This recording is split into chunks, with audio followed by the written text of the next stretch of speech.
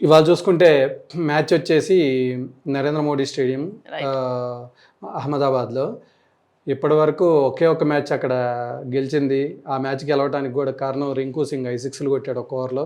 Okay. మరి అలాంటి అద్భుతం ఏదైనా ఇవాళ జరిగితే తప్ప కేకేఆర్ గెలుస్తుందని నాకేమనిపించట్లేదు. ఫిన్ అలెన్ వరల్డ్ కప్లో ఎంతో ఫామ్లో ఉన్న ఫిన్ అలెన్ ఓపెనర్గా దించుతున్నా కానీ ఫిన్ అలెన్ కంటిన్యూస్గా ఫెయిల్ అవుతున్నాడు. అదే న్యూజిలాండ్కి చెందినటువంటి టిమ్ సేఫర్ట్ వాళ్ళ దగ్గరే ఉన్నాడు. మరి సేఫర్ట్ ఏమన్నా ఓపెనింగ్ చేసే అవకాశం ఉందని నేను అనుకుంటున్నాను. ఓకే. మొన్న మ్యాచ్లో ఓపెనింగ్ కాంబినేషన్ కూడా మార్చి చూశారు. అలెన్ని ప్లస్ సునీల్ నారాయణని దించారు. రైట్. రైట్. మళ్ళీ వీళ్ళు back to Ajinkya Rahane plus సేఫర్ట్కి వెళ్ళే అవకాశం ఉంది. ఓకే.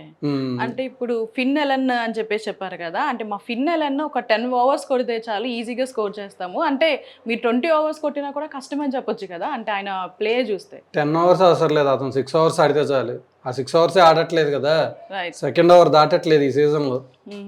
అది కేకేఆర్కి మెయిన్ కన్సర్న్. ఓకే.